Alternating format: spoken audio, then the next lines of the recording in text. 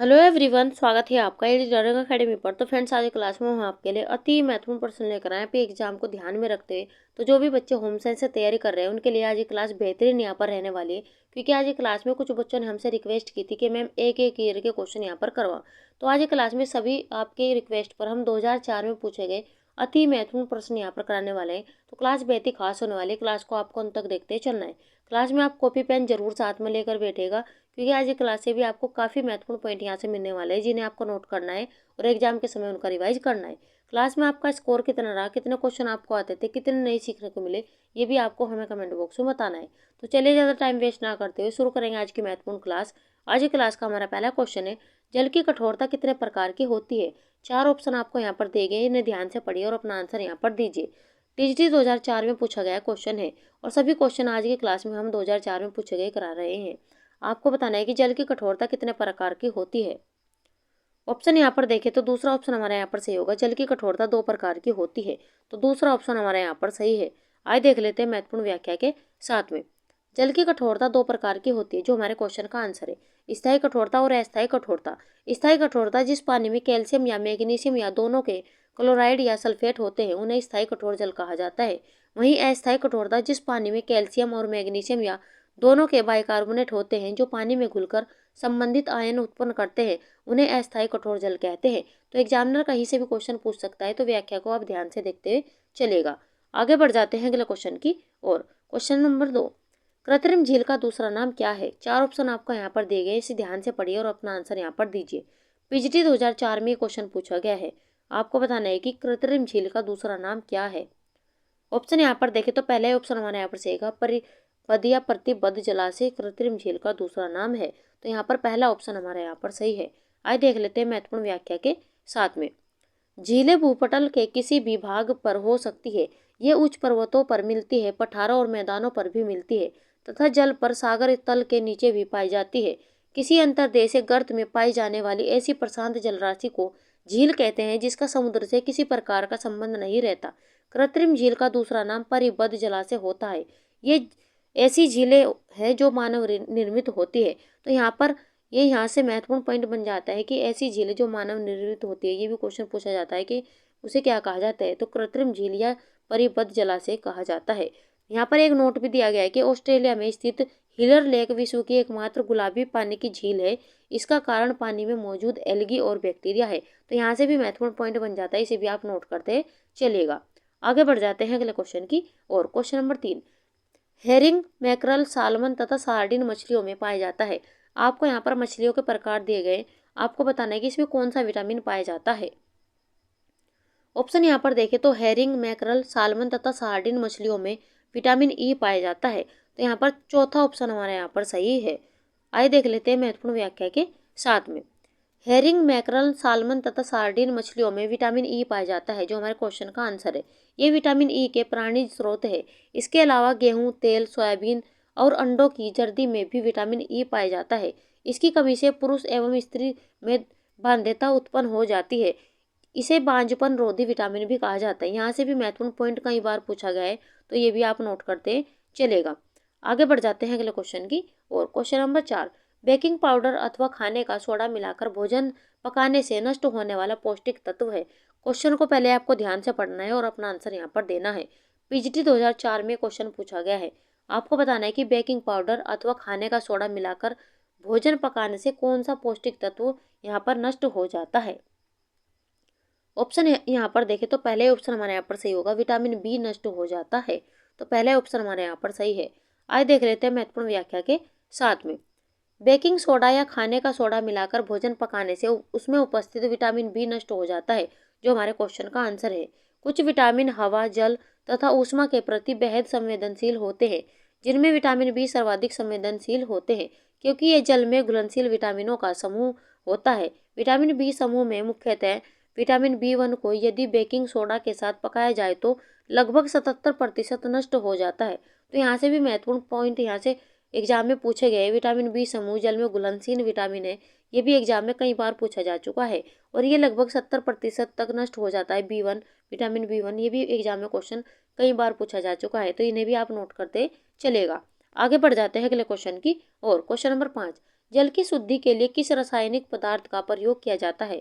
4 option आपको यहाँ पर दिए गए, इन्हें ध्यान से पढ़िए और अपना आंसर यहाँ पर दीजिए। और आप यहाँ पर देख सकते हैं ये क्वेश्चन पीजीटी 2006, 4 और टीजीटी 2006 में पूछा गया है, तो मोस्ट इंपोर्टेंट क्वेश्चन लगाते हुए चलेगा। आपको बताना है कि जल की शुद्धि के लिए किस रासायनिक पदार्थ का प्रयोग किया जाता है। ऑप्शन यहाँ पर देखें तो तीसरा ऑप्शन हमारे यहाँ पर सही होगा, पोटेशियम परमैंगनेट का यहाँ पर प्रयोग किया जाता है, तो तीसरा ऑप्शन हमारे यहाँ पर सही है। आगे बढ़ जाते हैं अगले क्वेश्चन की और। क्वेश्चन नंबर 6, दालें तथा फलियां किस पोषक तत्व की यानी कि उत्तम स्रोत है? 4 ऑप्शन आपको यहाँ पर दिए गए, इन्हें ध्यान से पढ़िए और अपना आंसर यहाँ पर दीजिए। आपको यहाँ पर बताने की दालें तथा फलियां किस पोषक तत्व की उत्तम स्रोत है।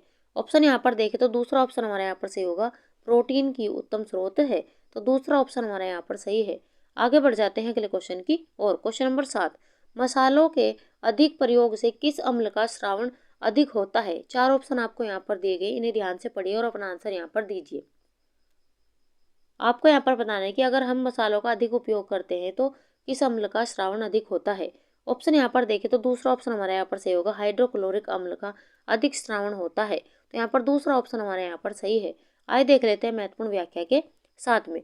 मसालों के अधिक प्रयोग से हाइड्रोक्लोरिक अम्ल का यानी कि HCl का स्रावण अधिक होता है, जिसके कारण सीने में जलन, पेट में जलन एवं तेज दर्द या सांस लेने में तकलीफ होने आदि की समस्या उत्पन्न हो जाती है, जिसे एसिडिटी या अम्लता कहा जाता है। यहाँ पर हमारे शरीर के अमाशय में पाचन क्रिया के लिए हाइड्रोक्लोरिक अम्ल तथा पेप्सिन का स्रावण होता है, जो कि सामान्यतः अमाशय में ही मौजूद रहते हैं तथा पाचन में सहायता करते हैं। मसाले या गलत खान पान के कारण जब हाइड्रोक्लोरिक अम्ल का स्रावण अधिक हो जाता है तब ये समस्या उत्पन्न होती है। तो यहाँ से ये भी क्वेश्चन कई बार पूछा जा चुका है कि हाइड्रोक्लोरिक अम्ल कहाँ पर पाया जाता है, तो यहाँ पर ये भी क्वेश्चन आप नोट करते चलेगा, क्योंकि यहाँ से महत्वपूर्ण पॉइंट बन जाते हैं। तो व्याख्या को आप जो भी मैं आपको करा रही हूँ उसे ध्यान से पढ़ते चलिएगा, क्योंकि एग्जामिनर कहीं से भी क्वेश्चन पूछ सकता है। आगे बढ़ जाते हैं अगले क्वेश्चन की और। क्वेश्चन नंबर 8, चाय में पाया जाता है। आपको 4 ऑप्शन दिए गए, इन्हें ध्यान से पढ़िए और अपना आंसर यहाँ पर दीजिए। आपको बताना है कि चाय में क्या पाया जाता है। ऑप्शन यहाँ पर देखें तो टेनिक एसिड ये भी चाय में पाया जाता है, थियोफाइलिन ये भी पाया जाता है, कैफीन भी पाया जाता है, तो उपरोक्त यहाँ पर सभी आंसर हमारे यहाँ पर सही होगा। तो यहाँ पर चौथा ऑप्शन हमारे यहाँ पर सही है, इनमें से सभी। कैफीन से तो काफ़ी बार क्वेश्चन यहाँ पर पूछा गया है, तो ये भी आप नोट करते चलेगा। आगे बढ़ जाते हैं अगले क्वेश्चन की और। क्वेश्चन नंबर 9, उच्च प्रोटीन युक्त आहार प्रतिदिन देना चाहिए। आपको यहाँ पर बताना है कि कितने ग्राम यहाँ पर प्रोटीन प्रतिदिन देना चाहिए, ये आपको बताते चलना है। टीजीटी 2004 में क्वेश्चन पूछा गया है। ऑप्शन यहाँ पर देखें तो पहले ऑप्शन हमारे यहाँ पर सही होगा, 50 से 100% ग्राम प्रोटीन प्रतिदिन यहाँ पर आहार में देना चाहिए, तो यहाँ पर पहला ऑप्शन हमारा सही होगा। आइए देख लेते हैं महत्वपूर्ण व्याख्या के साथ में। मानव स्वस्थ रहने के लिए विभिन्न प्रकार के कार्बोहाइड्रेट, प्रोटीन, वसा एवं खनिज लवण युक्त भोजन का प्रयोग करता है। इनमें से प्रत्येक की मात्रा शारीरिक अवस्थाओं एवं आवश्यकताओं के अनुसार बदलती है। अत्यधिक प्रोटीन युक्त भोजन की आवश्यकता सामान्यतः गर्भवती स्त्रियों, शिशुओं एवं किशोरों को होती है, ताकि वे शारीरिक विकास भलीभांति कर सके। प्रोटीन युक्त खाद्य पदार्थ मांसपेशियों, हड्डियों, त्वचा आदि का विकास करने के साथ साथ बीमारियों से लड़ने की शक्ति प्रदान करते हैं। उच्च प्रोटीन युक्त आहार में लगभग 50 से 100 ग्राम प्रोटीन प्रतिदिन के भोजन में उपस्थित रहना चाहिए, जो हमारे क्वेश्चन का आंसर है। दालें, दूध, पनीर, अंडे तथा मांस प्रोटीन के प्रचुर स्रोत हैं। तो यहाँ से प्रोटीन के कौन कौन से स्रोत है, ये भी यहाँ से एग्जाम में क्वेश्चन कई बार पूछा जा चुका है, तो ये भी आप नोट करते चलेगा। आगे बढ़ जाते हैं अगले क्वेश्चन की और। क्वेश्चन नंबर 10, स्ट्रॉबेरी या चेरी जैम को जमाने के लिए मिलाया जाता है। आपको 4 ऑप्शन दिए गए, आपको बताना है कि स्ट्रॉबेरी या चेरी जैम को जमाने के लिए किसका या इनके क्या मिलाया जाता है, ये आपको बताते चलना है। ऑप्शन यहाँ पर देखें तो दूसरा ऑप्शन हमारे यहाँ पर सही होगा, नींबू का रस मिलाया जाता है, तो दूसरा ऑप्शन हमारे यहाँ पर सही है। आगे बढ़ जाते हैं अगले क्वेश्चन की ओर। फ्रेंड्स, हमारी वीडियो, हमारा कंटेंट अगर आपको अच्छा लग रहा हो तो लाइक सब्सक्राइब करना ना भूलें। अगर आप चैनल पर पहली बार आए तो चैनल को सब्सक्राइब करिए और बेल आइकन भी दबा लीजिए, ताकि समय पर आपको वीडियोज का नोटिफिकेशन यहाँ पर मिलते रहे। और हम आपके लिए इतना बेहतरीन कंटेंट लेकर आते हैं, जिसे आपको यहाँ पर लगातार हमारे कंटेंट को देखना है और उसका ज़्यादा से ज़्यादा फायदा उठाना है। क्लास को ज़्यादा से ज़्यादा शेयर कीजिए उन बच्चों तक जो बच्चे होम साइंस से तैयारी कर रहे हैं, ताकि और बच्चों को इसका फ़ायदा हो सके, क्योंकि बेहतरीन से बेहतरीन क्वेश्चन हम आपके लिए लेकर आते हैं। और जो भी बच्चा लगातार हमारी क्लासेस देख रहा है उसे काफ़ी फ़ायदा उसके एग्जाम में यहाँ पर होने वाला है। तो क्लास को ज़्यादा से ज़्यादा शेयर कीजिए और हमें भी मोटिवेशन मिलता रहे। ये हमें कमेंट बॉक्स में आप ज़रूर बताया करें कि आपको हमारा कंटेंट, हमारी क्लासेस आपको कैसी लग रही है। तो चलिए बढ़ जाते हैं अपने क्वेश्चन की ओर। क्वेश्चन नंबर 11, अंडा तथा दूध सुरक्षित रहते हैं। आपको बताना है, यहाँ पर 4 ऑप्शन आपको दिया गया है कि कितने फ़ारेनहाइट पर अंडा और दूध यहाँ पर सुरक्षित रहते हैं, ये आपको बताना है। ऑप्शन यहाँ पर देखें तो दूसरा ऑप्शन हमारे यहाँ पर सही होगा। यहाँ पर तीसरा ऑप्शन हमारे यहाँ पर सही है, 35 से 40 डिग्री यानी कि फ़ारेनहाइट पर अंडा और दूध सुरक्षित रहते हैं। तो तीसरा ऑप्शन हमारे यहाँ पर सही है। आइए देख लेते हैं महत्वपूर्ण व्याख्या के साथ में। अंडा तथा दूध 35 से 40 फ़ारेनहाइट पर सुरक्षित रहते हैं। फल, अंडा, दूध, मांस, सब्जी आदि ठंडे ताप के कारण जम जाते हैं, जिससे यानी कि जिसमें निहित सड़ाने वाले जीवाणु की क्रिया शून्य हो जाती है। जीवाणु की वृद्धि 40 फ़ारेनहाइट से नीचे रुक जाती है। तो यहाँ से महत्वपूर्ण पॉइंट बन जाते हैं, इन्हें भी आप नोट करते चलेगा। आगे बढ़ जाते हैं अगले क्वेश्चन की और। क्वेश्चन नंबर 12, बोतलों द्वारा फलों के संरक्षण के लिए आवश्यक नहीं है। यहाँ पर क्वेश्चन को ध्यान से पढ़ना है क्योंकि यहाँ पर नहीं पूछा गया है। तो यहाँ पर अपना आंसर देते हुए चलिए कि बोतलों द्वारा फलों के संरक्षण के लिए आवश्यक नहीं है। तो कौन सा ऑप्शन यहाँ पर सही होगा? ऑप्शन यहाँ पर देखें तो चौथा ऑप्शन हमारे यहाँ पर सही होगा। उसमें सांद्र गंधक अम्ल मिलाना ये आवश्यक यहाँ पर नहीं है। तो यहाँ पर ऑप्शन चौथा हमारा यहाँ पर सही होगा। तो यहाँ पर चौथा ऑप्शन हमारा सही है। आगे बढ़ जाते हैं अगले क्वेश्चन की और। क्वेश्चन नंबर 13, भोज्य पदार्थों में मिलावट से होते हैं। 4 ऑप्शन आपको दिए गए, इन्हें ध्यान से पढ़िए और अपना आंसर यहाँ पर दीजिए। टीजीटी 2004 में क्वेश्चन पूछा गया है। आपको बताना है कि भोज्य पदार्थों में मिलावट से होते हैं तो क्या होता है, ये आपको बताना है। ऑप्शन यहाँ पर देखें तो दूसरा ऑप्शन हमारे यहाँ पर सही होगा, कुपोषण होता है। तो यहाँ पर दूसरा ऑप्शन हमारा सही होगा। आगे बढ़ जाते हैं अगले क्वेश्चन की और। क्वेश्चन नंबर 14, जल द्वारा पकाने की विधि को कितने भागों में बांटा गया है। 4 ऑप्शन आपको यहाँ पर दिए गए, इन्हें आप ध्यान से पढ़िए और अपना आंसर यहाँ पर दीजिए। आपको बताना है कि जल द्वारा पकाने की विधि को कितने भागों में बांटा गया है। ऑप्शन यहाँ पर देखें तो पहले ऑप्शन हमारे यहाँ पर सही होगा, उबालना, धीरे धीरे उबालना और धीमी आग पर पकाना। ये क्या है, उबालने की यहाँ पर इन्हें भागों में बांटा गया है। आइए देख लेते हैं महत्वपूर्ण व्याख्या के साथ में। खाद्य सामग्री को पकाने के लिए एक उत्तम तथा सर्वाधिक लोकप्रिय माध्यम जल है। जल के माध्यम से खाद्य सामग्रियों को 3 विभिन्न विधियों द्वारा पकाया जा सकता है। ये विधियां है उबालना, धीरे धीरे उबालना और धीमी आग पर पकाना। तो यहाँ से महत्वपूर्ण पॉइंट बन रहे हैं, इन्हें भी आप नोट करते चलेगा। आगे बढ़ जाते हैं अगले क्वेश्चन की और। क्वेश्चन नंबर 15, प्राणिज रेशा है। 4 ऑप्शन आपको दिए गए, इन्हें ध्यान से पढ़िए और अपना आंसर यहाँ पर दीजिए। आपको बताना है कि प्राणिज रेशा इनमें से कौन सा होगा। ऑप्शन यहाँ पर देखें तो दूसरा ऑप्शन हमारे यहाँ पर सही होगा, रेशम क्या है, एक प्राणिज रेशा है। यहाँ पर दूसरा ऑप्शन हमारा यहाँ पर सही है। आइए देख लेते हैं यहाँ पर महत्वपूर्ण व्याख्या के साथ में। रेशम तथा ऊन, क्योंकि रेशम यहाँ पर कीड़े से प्राप्त होता है और ऊन भेड़ से प्राप्त होते हैं, आदि प्राणिज रेशे के उदाहरण है। रेशम एक प्रकार का महीन, चमकीला और दृढ़ तंतु या रेशा है जिससे कपड़े बुने जाते हैं। यह तंतु कोश में रहने वाले एक विशेष प्रकार के कीड़े से तैयार किए जाते हैं। रेशम कीड़े की लार्वा द्वारा बनाया जाता है। रेशम एक प्रकार के प्रोटीन से बना रेशा है। इन रेशों के प्रोटीनों में मुख्यतः फिब्रोइन होता है। तो यहाँ से भी कई बार क्वेश्चन पूछा गया है, ये भी आप नोट करते चलेगा क्योंकि यहाँ से महत्वपूर्ण पॉइंट बने हुए और एग्जाम में भी पूछे गए हैं, इन्हें भी आप नोट करते चलिए। आगे बढ़ जाते हैं अगले क्वेश्चन की और। क्वेश्चन नंबर 16, एक तंतुक रेशा है। कपास, रेशम, पॉलिएस्टर या नायलॉन। आपको बताना है कि एक तंतुक रेशा इनमें से कौन सा होगा। ऑप्शन यहाँ पर देखें तो ऑप्शन दूसरा हमारे यहाँ पर सही होगा, रेशम क्या है, एक तंतुक रेशा है। तो दूसरा ऑप्शन हमारा यहाँ पर सही है। आइए देख लेते हैं महत्वपूर्ण व्याख्या के साथ में। रेशम एक तंतुक रेशा है, जो हमारे क्वेश्चन का आंसर है। यह प्राकृतिक प्रोटीन फाइब्रिन से बना होता है जो शहतूत के पेड़ों पर रहने वाले एक विशेष कीड़े के लार्वा द्वारा स्रावित पदार्थ से प्राप्त होते हैं। रेशम का प्रयोग विभिन्न प्रकार के वस्त्रों के निर्माण में किया जाता है। भारत रेशम की सभी किस्में पाई जाती है, यानी कि भारत में रेशम की सभी किस्में पाई जाती है। चीन के बाद भारत रेशम का दूसरा सबसे बड़ा उत्पादन करता है। तो यहाँ से भी महत्वपूर्ण पॉइंट कई बार एग्जाम में पूछा जा चुका है, तो ये भी आप नोट करते चलेगा क्योंकि यहाँ से सभी क्वेश्चन एग्जाम में पूछे गए हैं। यहाँ पर ये भी क्वेश्चन पूछा गया है कि यहाँ पर रेशम का कीड़ा किस पेड़ पर रहता है, तो शहतूत के पेड़ों पर रहता है। ये भी क्वेश्चन कई बार एग्जाम में पूछा जा चुका है। आगे बढ़ जाते हैं अगले क्वेश्चन की और। क्वेश्चन नंबर 17, रेशम की निम्नलिखित विशेषताओं में से कौन सी गलत है। यहाँ पर रेशम की विशेषताएं दी गई है, इनमें से कौन सी गलत है ये आपको पहचाननी है। पहला ऑप्शन यहाँ पर दिया गया, उच्च तनाव सामर्थ्य और अति सूक्ष्म व्यास के कारण इसके वस्त्र हल्के बनते हैं। दूसरा ऑप्शन यहाँ पर दिया गया, इसका विशिष्ट गुरुत्व 2.5 होता है। तीसरा ऑप्शन यहाँ पर दिया गया, इसकी सूखी धुलाई द्वारा धुलाई करनी चाहिए तथा इस पर H2O2 अथवा SO2 ब्लीच का प्रयोग करना चाहिए। चौथा ऑप्शन यहाँ पर दिया गया, ये नमी को जल्दी सोखता है तथा अवशोषण क्षमता अधिक होने के कारण पहनने में आरामदायक होता है। तो आपको यहाँ पर रेशम की विशेषताओं में से पहचानने की कौन सी यहाँ पर गलत है। ऑप्शन यहाँ पर देखें तो दूसरा ऑप्शन हमारा यहाँ पर सही होगा। इसका विशिष्ट गुरुत्व 2.5 होता है, तो यही इसकी विशेषता यहाँ पर गलत दी गई है। आइए देख लेते हैं महत्वपूर्ण व्याख्या के साथ में। रेशम के तंतु में उच्च तनाव सामर्थ्य पाई जाती है। अति सूक्ष्म व्यास के कारण रेशम के वस्त्र हल्के होते हैं। इसका विशिष्ट गुरुत्व 1.52 होता है। और आप यहाँ पर ऑप्शन में देख सकते हैं यहाँ पर 2.5 यहाँ पर दिया गया है, जो यहाँ पर गलत हो जाता है। तो यहाँ पर आप देख सकते हैं व्याख्या में 1.52 होता है, जो हमारे क्वेश्चन का यहाँ पर सही आंसर है।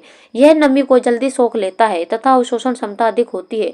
रेशम का वस्त्र पहनने में आरामदायक महसूस होता है। इसकी सूखी धुलाई द्वारा धुलाई करनी चाहिए। इस पर H2O2 अथवा SO2 ब्लीच का प्रयोग करना चाहिए। तो इस व्याख्या को भी आप ध्यान से यहाँ पर पढ़ते हुए चलेगा, क्योंकि एग्जामिनर कहीं से भी क्वेश्चन पूछ सकता है। आगे बढ़ जाते हैं अपने अगले क्वेश्चन की और। क्वेश्चन नंबर 18, एक प्लास्टिक रेशा है। यहाँ पर 4 ऑप्शन आपको दिए गए, इन्हें ध्यान से पढ़िए और अपना आंसर यहाँ पर दीजिए। पीजीटी 2004 में ये क्वेश्चन पूछा गया है। आपको बताने की कौन सा यहाँ पर प्लास्टिक रेशा है। ऑप्शन यहाँ पर देखें तो तीसरा ऑप्शन हमारा यहाँ पर सही होगा। आरलोन एक प्लास्टिक रेशा है, तो यहाँ पर तीसरा ऑप्शन हमारा सही है। आइए देख लेते हैं महत्वपूर्ण व्याख्या के साथ में। आरलोन एक प्लास्टिक या एक्रिलिक रेशा का उदाहरण है, जो हमारे क्वेश्चन का आंसर है। एक्रिलिक फाइबर यानी कि रेशा या सिंथेटिक फाइबर पॉली एक्रिलोनाइट्राइल नामक बहुलक के मोनोमर से बनता है। ड्यूपांट ने 1941 में पहले एक्रिलिक फाइबर को बनाया, जिसे उसने आरलोन नाम का ट्रेडमार्क दिया, जबकि रेयॉन, नायलॉन तथा डेक्रोन आदि संश्लेषित रेशे के उदाहरण है। तो यहाँ से भी महत्वपूर्ण पॉइंट पूछे गए एग्जाम में। संश्लेषित रेशे तो कई बार एग्जाम में क्वेश्चन पूछे गए हैं। ड्यूपांट ने 1941 में पहले एक्रिलिक फाइबर को बनाए, ये भी क्वेश्चन एग्जाम में पूछा जा चुका है, तो आप इसे भी नोट करते चलेगा। तो यहाँ से महत्वपूर्ण पॉइंट बन जाते हैं, इन सभी को आप देखते चलिए। आगे बढ़ जाते हैं अपने अगले क्वेश्चन की ओर। क्वेश्चन नंबर 19, निम्नलिखित में से कौन सा कार्य वस्त्रों की देखरेख एवं एहतियात के लिए आवश्यक नहीं है। यहाँ पर 4 ऑप्शन आपको दिए गए, इनमें से बताना है कि कौन सा इनमें से नहीं होगा। आपको यहाँ पर क्वेश्चन को ध्यान से पढ़ना है और अपना आंसर यहाँ पर देते चलना है। आपको बताना है कि निम्नलिखित में से कौन सा कार्य वस्त्रों की देखरेख एवं एहतियात के लिए आवश्यक नहीं है, ये आपको बताते हुए चलना है। ऑप्शन यहाँ पर देखें तो चौथा ऑप्शन हमारे यहाँ पर सही होगा। अनुचित ढंग से प्रयोग में लाना, ये यहाँ पर हमारा ऑप्शन सही होगा, यानी कि चौथा ऑप्शन हमारा यहाँ पर सही है। आगे बढ़ जाते हैं अगले क्वेश्चन की और। क्वेश्चन नंबर 20, कपड़े की देखरेख करना प्रमुख कर्तव्यों में से एक है। बच्चों के, गृहस्वामी के, गृहिणी के या दर्जी के। आपको बताना है कि कपड़े की देखरेख करना प्रमुख कर्तव्य में से एक है, तो किसका कर्तव्य यहाँ पर होगा, ये आपको बताना है। ऑप्शन यहाँ पर देखें तो तीसरा ऑप्शन हमारा यहाँ पर सही होगा, गृहिणी के। तो यहाँ पर तीसरा ऑप्शन हमारा सही है।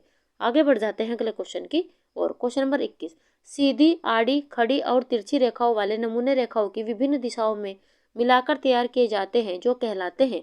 आपको बताना है कि किस प्रकार विन्यास वाले कहलाते हैं, यह आपको बताना है। यहाँ पर 4 ऑप्शन आपको दिए गए, इन्हें ध्यान से पढ़िए और अपना आंसर यहाँ पर दीजिए।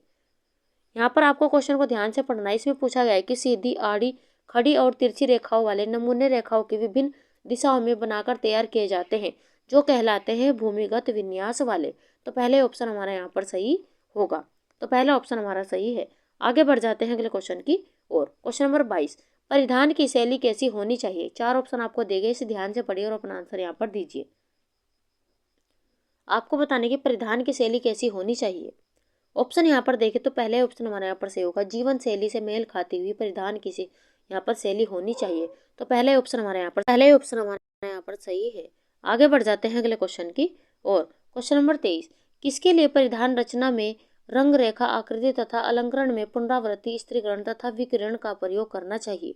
4 ऑप्शन आपको यहाँ पर दिए गए, इन्हें आप ध्यान से पढ़िए और अपना आंसर यहाँ पर दीजिए। ऑप्शन यहाँ पर देखें तो यहाँ पर ऑप्शन दूसरा हमारा यहाँ पर सही होगा, ले। यहाँ पर दूसरा ऑप्शन हमारा सही है। आगे बढ़ जाते हैं अगले क्वेश्चन की और। क्वेश्चन नंबर 24, किस स्केल में कोई भी व्यक्ति अपनी पोशाक या पहनावे के औचित्य का मूल्यांकन कर सकता है। 4 ऑप्शन आपको यहाँ पर दिए गए, इन्हें ध्यान से पढ़िए और अपना आंसर यहाँ पर दीजिए। आपको बताना है कि किस स्केल पर कोई भी व्यक्ति अपनी पोशाक या पहनावे के औचित्य का मूल्यांकन कर सकता है, ये आपको बताना है।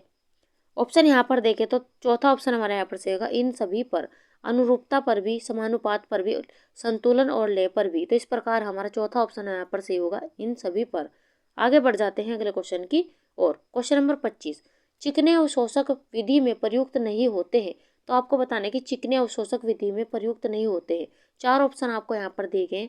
अपना आंसर यहाँ पर दीजिए।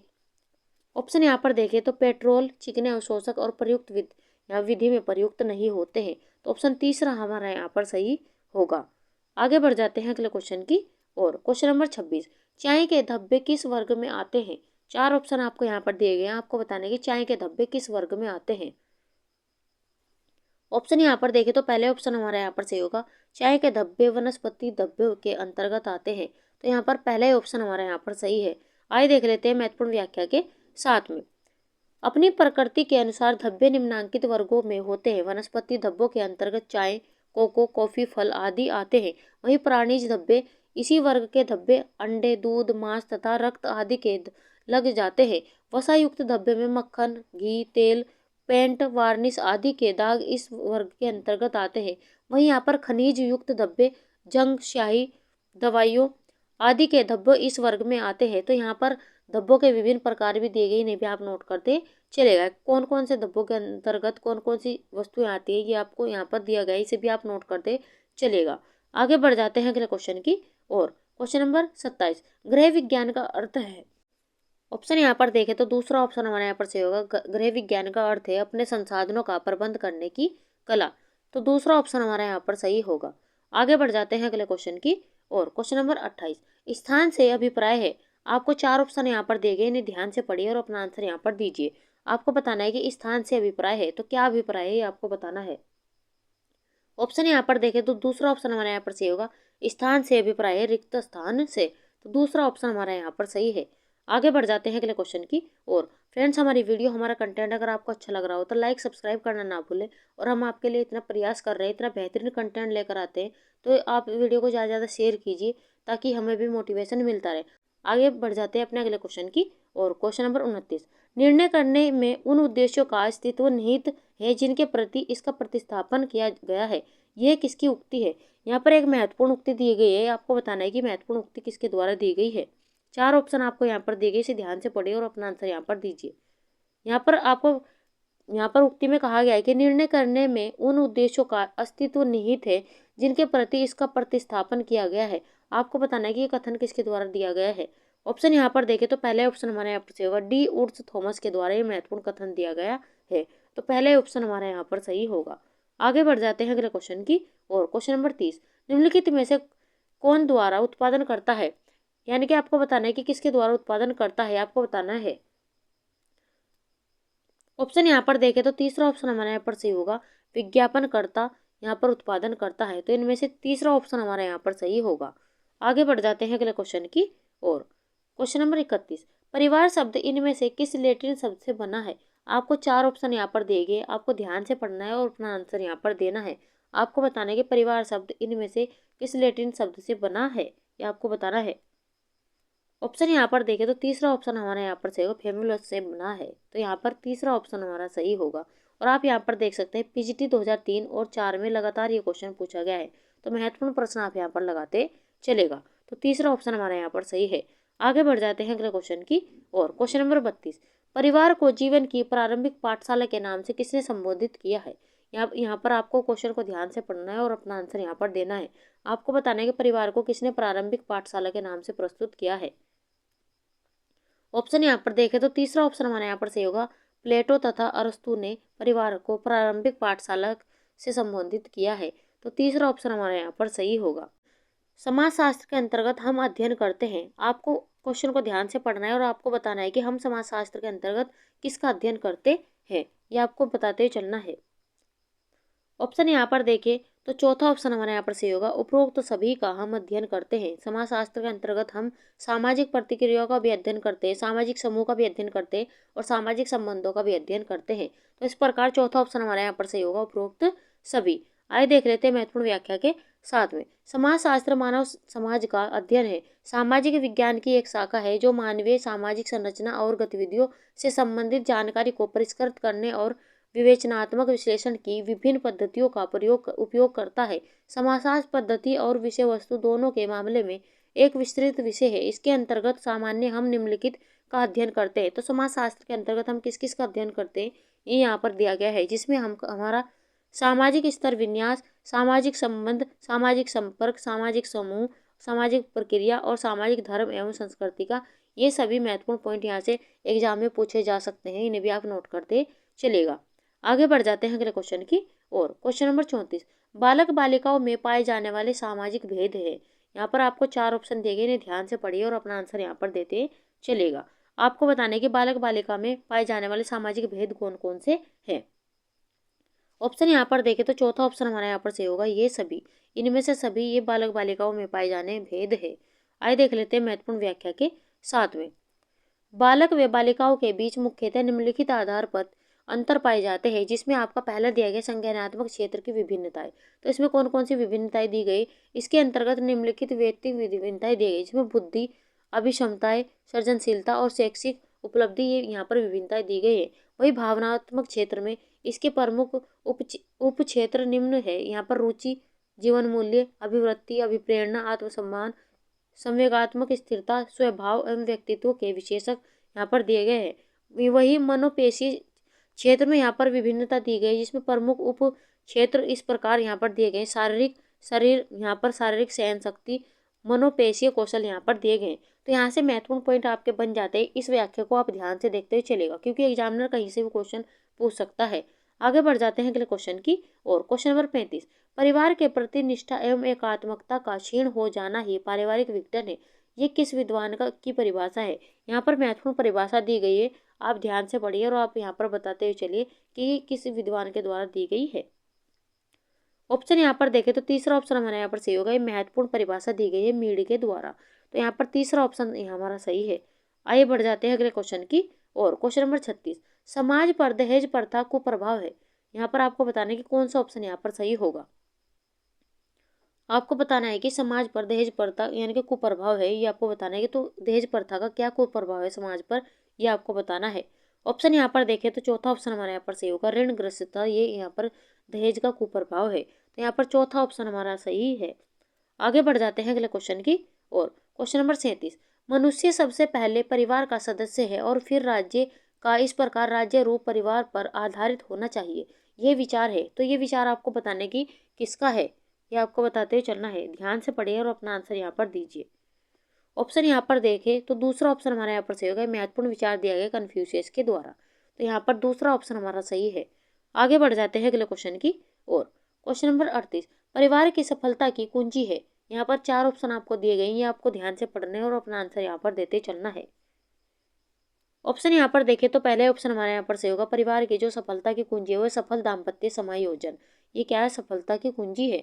तो पहले ऑप्शन हमारे यहाँ पर सही होगा। आगे बढ़ जाते हैं अगले क्वेश्चन की और।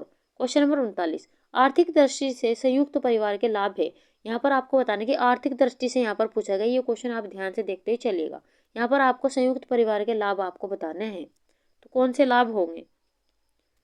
ऑप्शन यहाँ पर देखें तो यहाँ पर चौथा ऑप्शन हमारा यहाँ पर से उपरोक्त सभी। तो आर्थिक दृष्टि से जो होने वाले संयुक्त परिवार के लाभ है उसमें श्रम विभाजन एवं उत्पादन में सुविधा, ये भी इसका लाभ है। मितव्ययिता और भूमि विखंडन से बचाव, ये भी इसका लाभ है। और संपत्ति का समाजवादी वितरण, ये भी इसका लाभ है। तो उपरोक्त सभी यहाँ पर हमारा आंसर होगा। आइए देख लेते एक और इससे रिलेटेड क्वेश्चन। संयुक्त परिवार के सामाजिक लाभ यहाँ पर दिए गए हैं। तो अब आपको वहाँ पर आर्थिक लाभ पूछे गए थे, यहाँ पर आपको सामाजिक लाभ बताना है। और ये क्वेश्चन दोनों ही टीजीटी 2004 में पूछे गए हैं। आपको यहाँ पर बताना कौन सा ऑप्शन यहाँ पर सही होगा। ऑप्शन यहाँ पर देखें तो चौथा ऑप्शन हमारा यहाँ पर सही होगा, इनमें से सभी। यहाँ पर सामाजिक लाभ, सामाजिक नियंत्रण और परंपराओं की सुविधा, ये भी इसका लाभ है। सामाजिक सुरक्षा एवं परमार्थ की भावना, ये भी इसका लाभ है। और बच्चों का उचित पालन पोषण और मनोरंजन के साधन, ये भी इसका लाभ है। तो इस प्रकार चौथा ऑप्शन हमारा यहाँ पर सही होगा। आगे बढ़ जाते हैं अगले क्वेश्चन की और। क्वेश्चन नंबर 41, एक व्यक्ति अपने जीवन साथी का चुनाव अपने ही समूह में करता है तो उसे कहते हैं। आपको यहाँ पर क्वेश्चन को ध्यान से पढ़ना है और अपना आंसर यहाँ पर देना है। पीजीटी 2004 में क्वेश्चन पूछा गया है। ऑप्शन यहाँ पर देखें तो एक व्यक्ति अपने जीवन साथी का चुनाव अपने ही समूह में करता है, उसे कहते हैं अंतर्विवाह। तो यहाँ पर तीसरा ऑप्शन हमारा यहाँ पर सही है। आइए देख लेते हैं महत्वपूर्ण व्याख्या के साथ में। जब एक व्यक्ति अपने जीवन साथी का चुनाव अपने ही समूह में करता है उसे अंतर्विवाह कहते हैं, जो हमारे क्वेश्चन का आंसर है। दूसरे शब्दों में अंतर्विवाह के अनुसार एक विशिष्ट वर्ग के व्यक्तियों को उसी वर्ग के अंतर्गत रहने वाले व्यक्तियों से ही वधु को चुनना पड़ता है। अंतरजातीय विवाह का अभिप्राय प्रत्येक जाति को एक दूसरे से विवाह करने की स्वतंत्रता है। अंतरजातीय विवाह दो रूप में पाए जाते हैं, जिसमें अनुलोम विवाह और प्रतिलोम विवाह। यहाँ से भी महत्वपूर्ण पॉइंट बन जाते हैं, इन्हें भी आप नोट करते चलेगा। आगे बढ़ जाते हैं अगले क्वेश्चन की और। क्वेश्चन नंबर 42, समय व्यवस्थापन की योजना के सफल होने से आपको बताना है कि कौन सा ऑप्शन यहाँ पर सही होगा, ये आपको बताते हुए चलना है। ऑप्शन यहाँ पर देखें तो यहाँ पर हमारा तीसरा ऑप्शन यहाँ पर सही होगा। संतोषजनक पारिवारिक लक्ष्य एवं मानसिक संतुष्टि दोनों ही यहाँ पर हमारा आंसर होगा। समय व्यवस्थापन की योजना के सफल होने में यहाँ पर तीसरा ऑप्शन हमारा यहाँ पर सही होगा। आगे बढ़ जाते हैं अगले क्वेश्चन की और। क्वेश्चन नंबर 43, संतुलन से परिधान में आता है। आपको यहाँ पर बताना है कि संतुलन से परिधान में आता है तो कौन सा ऑप्शन यहाँ पर सही होगा, ये आपको बताना है। ऑप्शन यहाँ पर देखें तो पहले ऑप्शन हमारे यहाँ पर सही होगा। संतुलन से परिधान में विरामदायक भाव आता है, तो यहाँ पर पहला ही ऑप्शन हमारा यहाँ पर सही है। आइए देख लेते हैं महत्वपूर्ण व्याख्या के साथ में। संतुलन से परिधान में विरामदायक भाव का उद्भव होता है। संतुलन कला के मूलभूत सिद्धांतों में से एक है। संतुलन दो प्रकार के होते हैं, औपचारिक संतुलन और अनौपचारिक संतुलन। तो यहाँ से भी महत्वपूर्ण पॉइंट बन जाते हैं, इन्हें भी आप नोट करते चलेगा। आगे बढ़ जाते हैं अगले क्वेश्चन की और। क्वेश्चन नंबर यहाँ पर 44, समानुपातिक प्रभाव के नियामक है। आपको यहाँ पर 4 ऑप्शन दिए गए, इन्हें ध्यान से पढ़िए और अपना आंसर यहाँ पर दीजिए। कौन सा ऑप्शन यहाँ पर सही होगा। यहाँ पर समानुपातिक प्रभाव के नियामक आपसे पूछे गए हैं। ऑप्शन यहाँ पर देखें तो तीसरा ऑप्शन हमारा यहाँ पर सही होगा। रेखा, दूरी तथा माप का प्रभाव, ये समानुपातिक प्रभाव के नियामक है, तो यहाँ पर तीसरा ऑप्शन हमारा सही होगा। आइए देख लेते हैं महत्वपूर्ण व्याख्या के साथ में। आकृतियों में समानुपात प्रमाण उत्पन्न करने के लिए रेखा, दूरी तथा विभिन्न मापों का प्रयोग किया जाता है, जो हमारे क्वेश्चन का आंसर है। किसी चित्र में कुछ आकृतियां बहुत बड़ी और शेष आकृतियां बहुत छोटी अंकित होती है तो चित्र में सामंजस्य का अभाव उत्पन्न होता है। ऐसी स्थिति में या तो हमें छोटी आकृतियों को परिप्रेक्ष्य दूरी और कल्पित करना होगा या फिर उन्हें भीमकाय प्राणी अथवा बोनों के रूप में सोचना पड़ेगा। बड़ी यानी कि खड़ी अथवा पड़ी रेखाओं के प्रयोग से भी आकृतियां छोटी या बड़ी प्रतीत होती है और उनके अनुपात भी प्रभावित होते हैं। तो इस व्याख्या को भी आप ध्यान से पढ़ते हुए चलेगा। आगे बढ़ जाते हैं अगले क्वेश्चन की और। क्वेश्चन नंबर 45, सजावटी नमूने में रचनात्मक नमूनों के किस भाग को सुंदर माना जाता है। आपको यहाँ पर बताना है कि सजावटी नमूनों में रचनात्मक नमूनों के किस भाग को सुंदर माना जाता है, ये आपको बताना है। ऑप्शन यहाँ पर देखें तो तीसरा ऑप्शन हमारे यहाँ पर सही होगा। ऊपरी भाग को यहाँ पर रचनात्मक के रूप में यहाँ पर सुंदर माना जाता है, तो यहाँ पर तीसरा ऑप्शन हमारा सही होगा। आगे बढ़ जाते हैं अगले क्वेश्चन की और। क्वेश्चन नंबर 46, पर्दा हमेशा लगाना चाहिए। आपको यहाँ पर 4 ऑप्शन दिए गए, आपको इन्हें ध्यान से पढ़ना है और अपना आंसर यहाँ पर देना है। पहला ऑप्शन यहाँ पर दिया गया मोटा तथा दरवाजे एवं खिड़कियों पर। दूसरा ऑप्शन यहाँ पर दिया गया पतला एवं पूरे दरवाजे एवं खिड़कियों पर। तीसरा ऑप्शन यहाँ पर दिया गया पतला एवं आधे दरवाजे एवं खिड़कियों पर।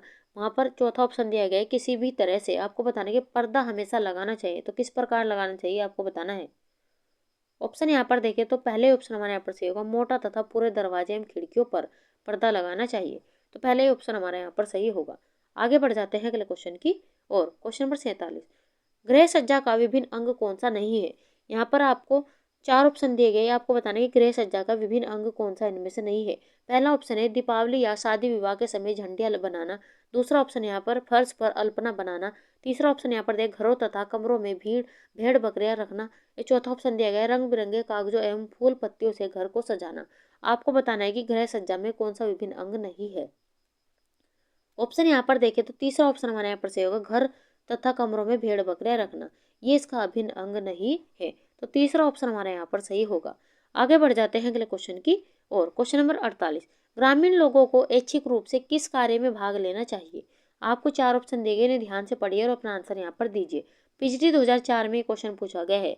आपको बताना है कि ग्रामीण लोगों को ऐच्छिक रूप से किस कार्य में भाग लेना चाहिए। ऑप्शन यहाँ पर देखें तो पहले ऑप्शन हमारे यहाँ पर सही हो, प्रसार कार्य में भाग लेना चाहिए, तो पहला ऑप्शन हमारे यहाँ पर सही होगा। आइए देख लेते हैं महत्वपूर्ण व्याख्या के साथ में। ग्रामीण लोगों को ऐच्छिक रूप से प्रसार शिक्षा के कार्य में भाग लेना चाहिए, जो हमारे क्वेश्चन का आंसर है। दूसरे शब्दों में ग्रामीणों की आवश्यकता अनुसार उनके साथ कार्य करना ही प्रसार शिक्षा है। कुछ विद्वानों ने प्रसार शिक्षा को प्रसार कृषि शिक्षा, पशु चिकित्सा, डेयरी विज्ञान, गृह विज्ञान प्रसार तथा स्कूल के बाहर की शिक्षण व्यवस्था के रूप में परिभाषित किया है। ये भी आप नोट करते हुए चलेगा कि कुछ विद्वानों ने प्रसार शिक्षा को यानी कि प्रसार शिक्षा को प्रसार, कृषि शिक्षा, पशु चिकित्सा, डेयरी विज्ञान, गृह विज्ञान प्रसार, स्कूल के बाहर की शिक्षण व्यवस्था के रूप में परिभाषित किया है। ये भी आप नोट करते चलेगा। आगे बढ़ जाते हैं अगले क्वेश्चन की ओर। क्वेश्चन नंबर 49, भारत में कब तथा कहाँ सर्वप्रथम स्कूलों में गृह विज्ञान पढ़ाने का प्रावधान हुआ। यहाँ पर आपको बताना है कि भारत में कब और कहाँ सर्वप्रथम स्कूलों में गृह विज्ञान पढ़ाने का प्रावधान हुआ, यह आपको बताते हुए चलना है। ऑप्शन यहाँ पर देखें तो दूसरा ऑप्शन हमारे यहाँ पर सही होगा, सन 1948 में मद्रास में ये सबसे पहले भारत में गृह विज्ञान पढ़ाने का प्रावधान हुआ। तो यहाँ पर दूसरा ऑप्शन हमारे यहाँ पर सही होगा। आगे बढ़ जाते हैं अगले क्वेश्चन की ओर और क्लास का हमारा अंतिम क्वेश्चन है फ्रेंड्स। यहाँ पर बालकों को यौन शिक्षा देना क्यों आवश्यक है। आपको यहाँ पर ऑप्शनों को ध्यान से पढ़ना है और अपना आंसर यहाँ पर देते चलना है। आपको बताना है कि बालकों को यौन शिक्षा देना क्यों आवश्यक है। ऑप्शन यहाँ पर देखें तो पहले ऑप्शन हमारे यहाँ पर सही होगा, यह एक जिज्ञासा है जिसे शांत न करने पर उसके सर्वांगीण विकास में अनेकों बाधा आ सकती है। तो यहाँ पर ये ऑप्शन हमारा पहला ही सही होगा। आइए देख लेते हैं महत्वपूर्ण व्याख्या के साथ में। यौन शिक्षा यानी कि सेक्स एजुकेशन मानव यौन शरीर रचना विज्ञान, लैंगिक जनन, मानव यौन गतिविधि प्रजनन, स्वास्थ्य प्रजनन अधिकार, यौन संयम और गर्भ निरोधक सहित विभिन्न मानव कामुकता से संबंधित निर्देशों व अनुदेशों को कहा जाता है। तो यहाँ पर इसे ध्यान से पढ़ते चले कि मानव यौन शरीर रचना विज्ञान यानी कि लैंगिक जनन, मानव यौन गतिविधि प्रजनन, स्वास्थ्य और प्रजनन अधिकार, यौन संयम तथा गर्भ निरोधक सहित विभिन्न मानव कामुकता से संबंधित निर्देशों व अनुदेशों को कहा जाता है। बालकों को यौन शिक्षा बच्चों के माता पिता, संरक्षक, औपचारिक विद्यालय कार्यक्रमों व सार्वजनिक स्वास्थ्य अभियानों के माध्यम से दी जाती है। बालक को यौन शिक्षा प्रदान करने से उसके अंदर जो कुछ जानने की जिज्ञासा होती है वह शांत हो जाती है और उसका सर्वांगीण विकास होता है। ऐसा ना करने से उसके विकास में अनेक बाधाएं आती है। तो इस व्याख्या को भी आप ध्यान से पढ़ते ही चलेगा, क्योंकि कहीं से भी एग्जामिनर क्वेश्चन पूछ सकता है। अगर आपके यहाँ पर सभी कॉन्सेप्ट क्लियर है तो आप अपना आसानी से यहाँ पर आंसर दे सकते हो, और एग्जामिनर कहीं से भी क्वेश्चन पूछ ले तो अपना आंसर आप सही कर आओगे। तो जो मैं आपको व्याख्या कराती हूँ इन्हें भी आप ध्यान से देखते हुए चलेगा। तो चलिए फ्रेंड्स, ये थी आज की हमारी क्लास आपको अगर अच्छी लगी हो तो लाइक सब्सक्राइब करना ना भूले। क्लास से आपको जरा भी फायदा हुआ तो ज़्यादा से ज़्यादा शेयर कीजिए और भी बच्चों तक, ताकि और भी बच्चों को उसका फ़ायदा हो सके। तो चलिए मिलते हैं ऐसे ही क्वेश्चनों के साथ में नेक्स्ट वीडियो में। तब तक के लिए आप खुश रहिए, अपना माता पिता का सम्मान कीजिए। वीडियो देखने के लिए थैंक यू।